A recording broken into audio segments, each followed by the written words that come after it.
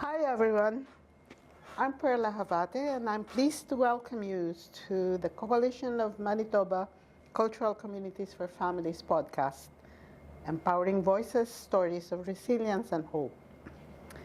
Fundamental to the Coalition's mission is its focus on social justice, equity, diversity and inclusion.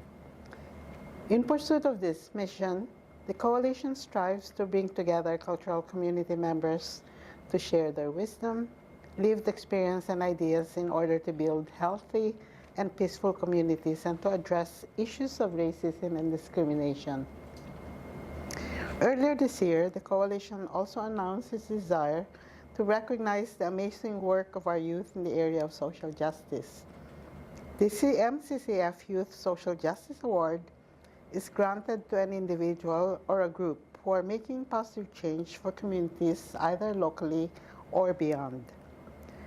The award celebrates the remarkable achievements of young people between the ages of 15 and 21 from diverse cultural backgrounds who are leading with bravery, curiosity, intelligence, and empathy.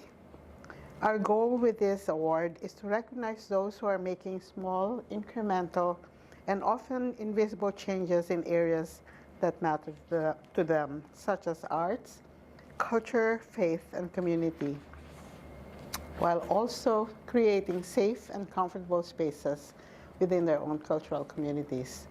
These young leaders are deeply committed to social justice and community building, and are creating more equitable, diverse, and inclusive communities where everyone feels a sense of belonging. They're not just creating change in their communities, but also within their own families, with their friends and neighbors, and in new cultural communities. We believe that by recognizing and celebrating these young people, we can inspire others to get involved in creating positive change in their own communities and to build a better world for all, not through government or institutions, but through the power of families and cultural communities. We had a number of excellent submissions for this, the first Youth Social Justice Award, and while we could not award everyone, we did strongly feel that the important work that some of the applicants are doing deserved recognition as well. This morning, we are pleased to welcome Gagandeep Sahota to our podcast. Our awards review committee recently selected Gagan as a candidate of merit to receive one of our Youth Social Justice Certificates of Merit for her outstanding work. The review committee was very impressed with her passion and commitment to her work and her dedication to gender equity and the empowerment of women. As we come to see, Gagan has always been passionate about being involved in her community through her volunteering, extracurriculars, and academics. Her passion for gender equality stems from her experiences as a young female dancer. Gagan has participated and taken part in organizing many events that promote cultural awareness alongside the empowerment of women. Through her experiences, Gagan has become passionate about public speaking and advocacy. She hopes to continue making a difference in her community and advocating for the empowerment of women in all areas. Welcome, Gagan. Thank you so much for having me. Yeah, we're so glad to have you with us to share your story. So to start with, can you please tell us who you are and which community you identify with? So my name is Gagan. I was born here in Winnipeg.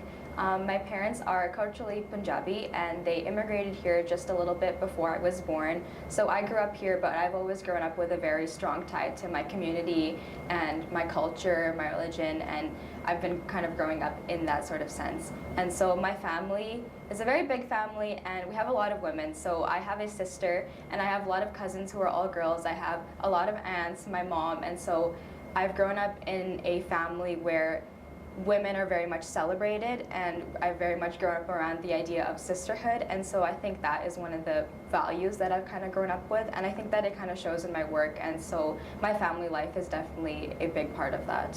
Okay. Ah, you're close to my heart because I also come from a family with 7 girls. Wow. Yes, so that's great, yeah. So, please describe to us your family growing up, its composition and the relationship within the home.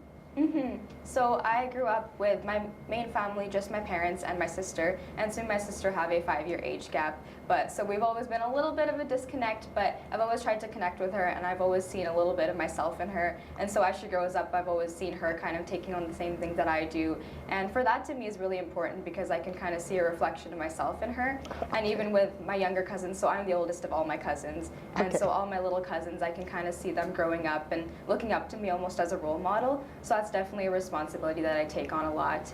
And I've always been very close with my family. That's something that my family has emphasized a lot, is to make time for our family, make time for the people that we care about. And so even just making time to see them, cultural events, spending time with family and prioritizing that, that's really been important for me. And so I've grown up with a lot of support in what I do and what I want to do. And so I think that's definitely given me so many more opportunities and allowed me to achieve a lot of the things that I've done today. Oh, that's great.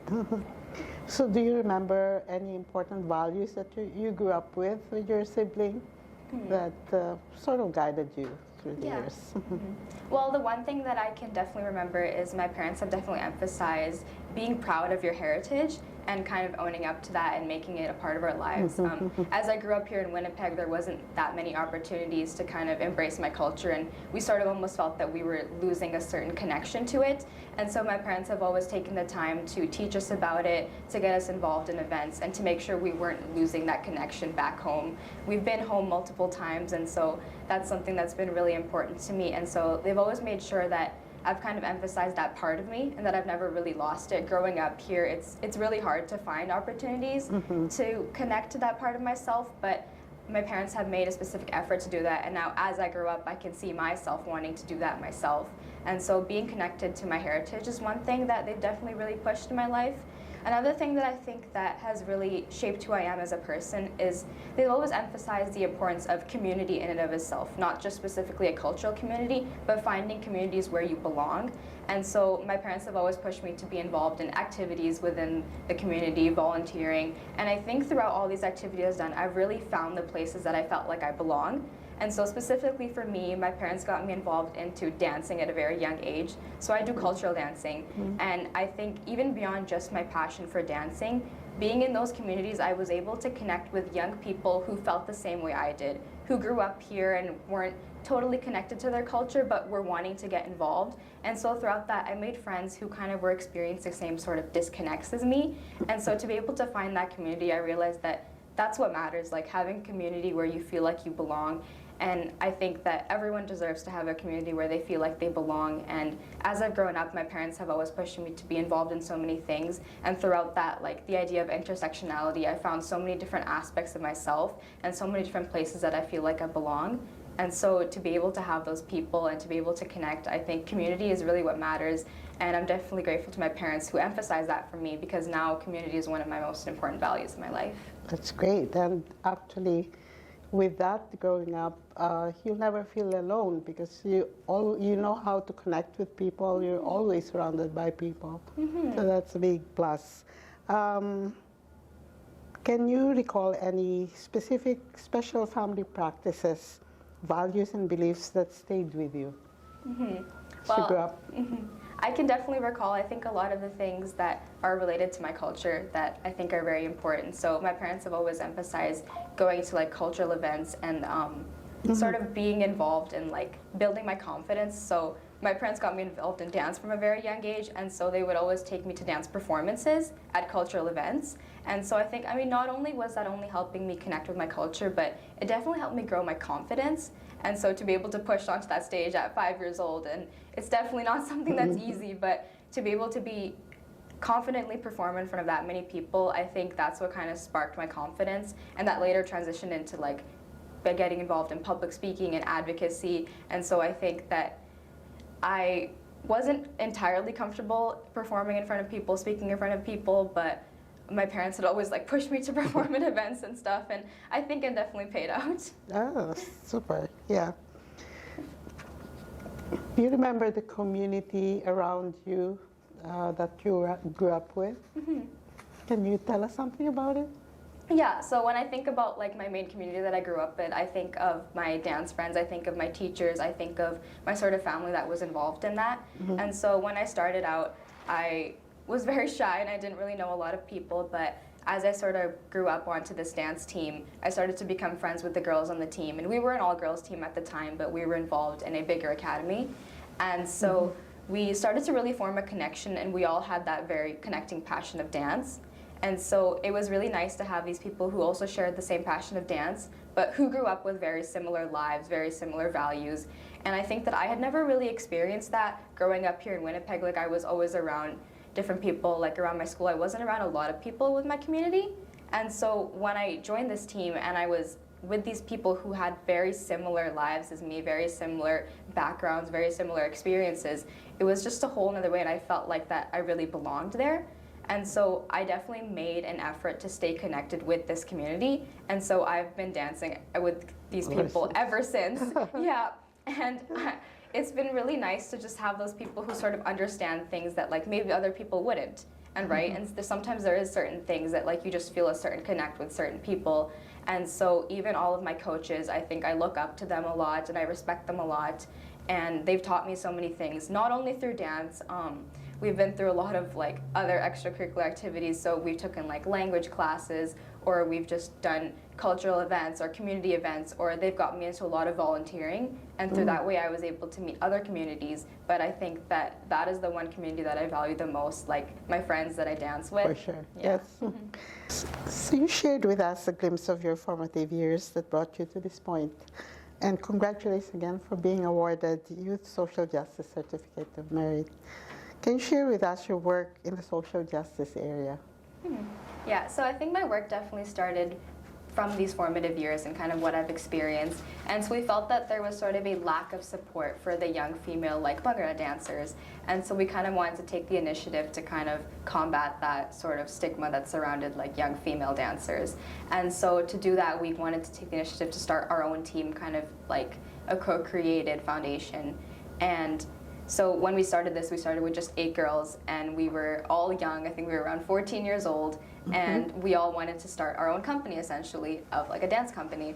And so in doing that, it felt really empowering to kind of take the initiative to do it on our own, but there was obviously there was a sort of a lack of support, I would say, and that we weren't fully supported as much as we thought that we would be. And so there was definitely a little bit of a struggle there. And so kind of like my experience in creating this team and kind of being involved in like the creation of it, I kind of realized that there was more work that was needed to be done. And I kind of felt that I wouldn't want other young female dancers to feel this way, or to perhaps be shied out of their passions, or perhaps quit because of the stigmas that surrounded that. And so I think that's definitely what gave me the motivation to do what I do, and to promote like young female dancers, or even just like female empowerment in general. I think that's definitely where it started, with the creation of this team.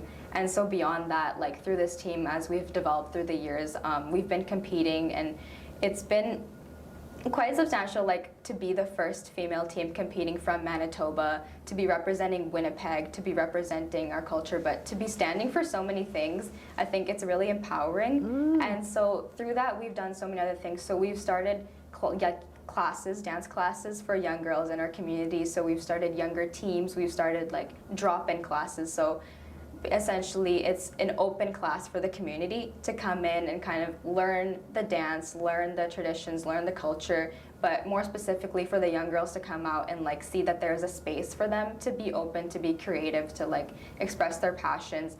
And then from beyond that, we're starting dance classes, and we're hosting cultural events. So like we're hosting performances, we're taking these young girls to places, we're getting them out there, and we're kind of promoting the idea. So not only are we just doing dance performances, which I think is really important for me, like it was very formative to build that confidence. And I think for other young girls as well, like I love to see them building that confidence, but I think it's so much beyond that.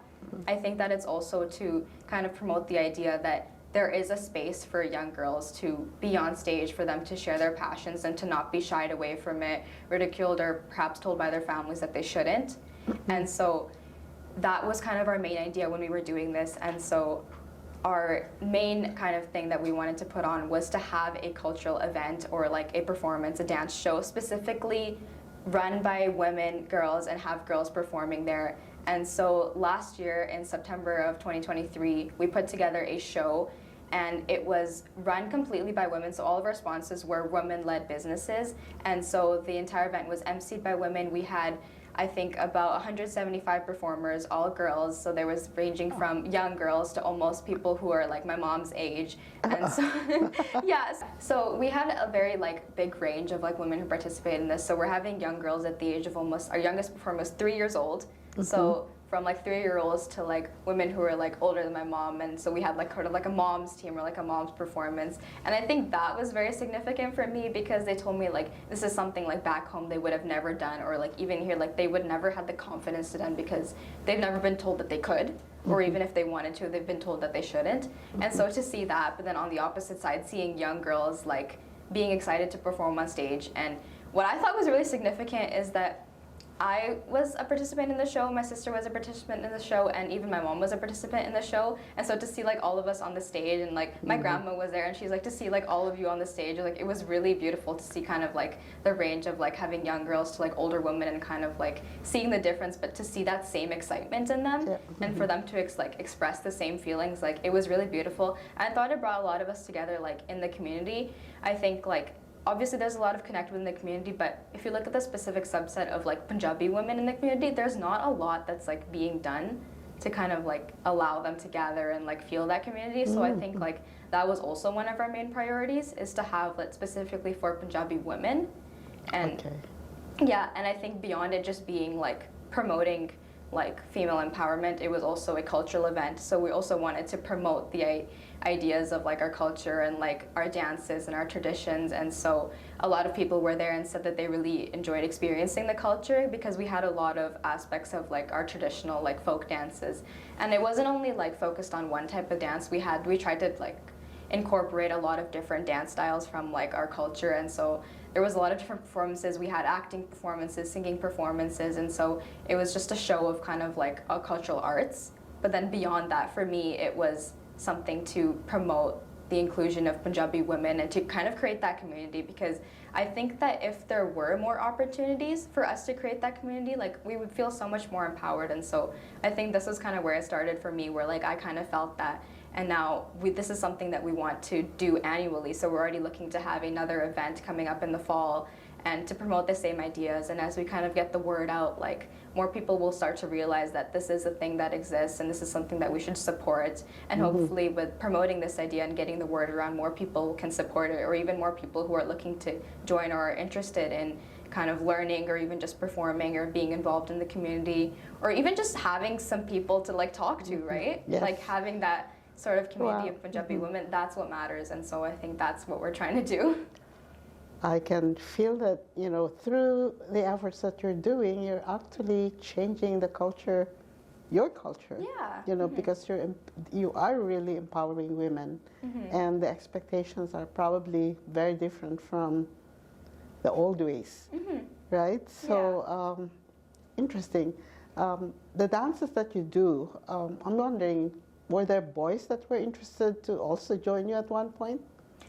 Well, I think that, of course, like, I think Bhangra dancing itself is, typically, I will say it's geared towards boys. Like, it started off as being kind of just boys doing that. And so there already exists a lot of opportunities for boys. Like, I know a lot of boys teams and, like, only boys teams or, like, co-ed teams. And so this was specifically wanted to say, like, girls only.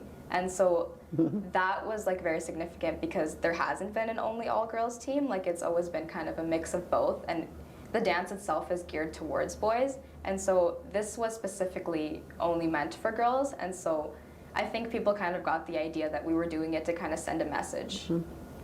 The one thing that impressed me is the fact that you're doing traditional dances, and most of you have been born here. Yes. So you must have done a lot of work behind the scene. Oh yeah, well, I think what we all kind of related to is that our parents got us involved in this at a very young age. And so even being born here, like, we still felt that connect, and we still felt the importance of learning our traditional dances. And so it's something that you see slowly day by day. Like, you don't see too much of it anymore. Like, I mean, being here, it's really hard to kind of get involved in that. But I think we're making an active effort to keep those things alive. And so for us, that's very important, like trying to balance like living here and like living by the ways here, but then also wanting to keep a connect to our culture. Right. Like, so we're kind of working on balancing that, keeping that connect, like keeping our traditions alive. Okay. So you are young, and I'm curious to know the plans you have in continuing the work in the coming years. Well, we obviously plan to continue hosting events like this. I plan to continue dancing myself because it's not only a passion of mine, but I see so much, like, I kind of feel like a role model to the rest of like my younger cousins, my sister, the girls that I coach. So like I myself am a dance coach. And so I coach a lot of young girls, and so like I often see them like come to watch me out at performances, and then they'll see like, oh, like I saw you on the stage, and they're like, I want to do that too. And so I want to continue dancing, like also because it's a passion of mine, but to be a role model for the other young girls who kind of want to go down that path. So Great. I continue doing that myself, and then I want to continue being a dance coach. I find it's so motivating and it's so rewarding to like have my passions and to teach them and to continue them. So that's not only like empowering young girls, but it's also keeping a connect with my culture for me. And Yes. I think the things I've learned about female empowerment and like gender equality, I want to do more with the idea of that itself. I think even beyond dance, even beyond like a cultural community, I've wanted to kind of make a difference in that area. So I want to kind of grow with that. So I'm going to university in the fall, and so we've started an organization at the university that's kind of a club for South Asian women, and basically it works to promote these ideas that I've been talking about this whole time, that we've been talking about with our dance team, but it's kind of open to not only just Punjabi women, it's open to South Asian women in general. And so with that, we're kind of working to create a community that I've been talking about this whole time, to sort of have that community. And so that's where I'm kind of starting to look. I'm kind of starting to look at this on a broader perspective. And I kind of want to take it not only from my community, my culture, the things that I identify with, but I kind of want to do things for women just in general, like women everywhere, and sort of get rid of those ideas of like not having gender equality or not empowering women. I think that's something that's really important to me. So I'm kind of looking to do more with that. And I think that's like the one thing that I'm very passionate about. And so I will definitely be doing more in regards to that. Great. You know, I don't know if you're familiar with the Asian Women Association. Yes, yeah. Are you familiar with it? Yes, I am Because it's familiar. also led by a Pakistani woman. Yes. Yeah, I've been to a few of their events. Yeah. Okay, They're all that's very great. nice. Yeah, they're all very nice too, and it's a big one also. Yeah. So our future depends on our young people, who will eventually be assuming leadership roles in our communities and our country. So the work you're doing is important. So what are your thoughts on how we can encourage other young people to get involved in issues regarding social justice, equity, diversity, and inclusion? Yeah, of course. Well, I think the first thing is to start by recognizing those who are already making an effort in their community, who are already actively pursuing these ideas. And so I think specifically with this award, the Youth Social Justice Award, it's such an amazing way to recognize the efforts of young people. And I think even like being a recipient of the Certificate of Merit, and when I was receiving the award, I felt very honored and motivated to kind of pursue more, because I felt that my work was being recognized. And so I think it's awards like this that make young people feel like the things that they're doing are being heard. I know often as a young person, it's easy to feel like no one's really listening to you, or the things that you do aren't making an effort, or that no one will take you seriously. But I think it's things like this, the award, that have made me feel like, no, that my efforts are being recognized, and I want to keep continuing on this trajectory. And so I will say awards like this, like it definitely like helps young people feel recognized, and I think that other people can feel motivated and supported by that. So the biggest thing I think is recognition, to recognize the efforts of young people and to promote that and tell them that the things you do matter and they are making a difference, because like young people, you know, we can't change the world instantly, right? But we can change our own worlds. Yes. And so I think that's what matters. Yes, and eventually you will have the world in your hands, because Yes. as young people, you'll be our leaders in the Exactly, future. right? So Okay. it's important to keep that in mind. Your work promoting cultural awareness and gender equality is admirable. These are two issues that are very important. So can you share with us what inspired you to do the work? As you touched this, but in Yes. case you want to add a little bit more. Yes, well, I will say it has been my own experiences, but just the rewards that I've felt from seeing other people feel the same way that I've did and kind of changing that narrative, I've been able to like physically see it being changed, to physically see people changing their sort of mindsets. And so I think that's what motivates me and keeps me going. And I know that there will be so many more opportunities to do that. So those are the sort of things that motivate me. Okay. So other than your parents who've been always supportive of your undertakings, were there other people who inspired you, encouraged you, and held your hand along the way? I will say I want to specifically mention my dance coach currently. She's a young woman, she's just a little bit older than me, and she has been through a lot in the sense of that she has not received a lot of support for the things that she's done, and she's been through a lot in terms of what I talk about. And so she really motivates me every day. I see her being like a trailblazer in her community, and I want to say all the other women around me, I've seen them achieving so many great things. And when I see women doing amazing things that often in past times they've been shied away from, I think that's what really motivates me. I look up to them as my role models. And so I will say specifically like my mom, like my aunt, and all the women in my family, they're so like achieved and successful. And I think that like when I look at them, I think that that's what I want to be. And so all of my friends around me, my family, like my coaches, my teachers, like all of the women in my life, I think those are the people that motivate me. Thank you. So if I were to ask you your wish for our world, what would it be? My wish for the world, I think my wish for the world would be for people to communicate more, to promote more open conversations, to kind of share their ideas, to have respect, and to encourage more conversations, more productive conversations around the issues of social justice in our world. So that extends beyond just like women empowerment, the ideas of any social justice issue. I think that I wish that the world talked more openly about these, and that we had more of an open mind when it came to talking about these issues, because conversation can change more than you think. I think just having a simple conversation about the issues instead of shying away from them, I think there's room for so much change if these were sort of more openly talked about issues. And that goes for any social justice issue. Thank you so much, Gagan. Another very inspiring young person, and I really want you to keep on sharing your stories with other young people, because they need to hear inspiring stories so that they themselves can be inspired to do things for the world. So thank you everyone for joining us at our Coalition of Manitoba Cultural Communities for Families podcast, empowering voices, stories of resilience and hope. Till next time.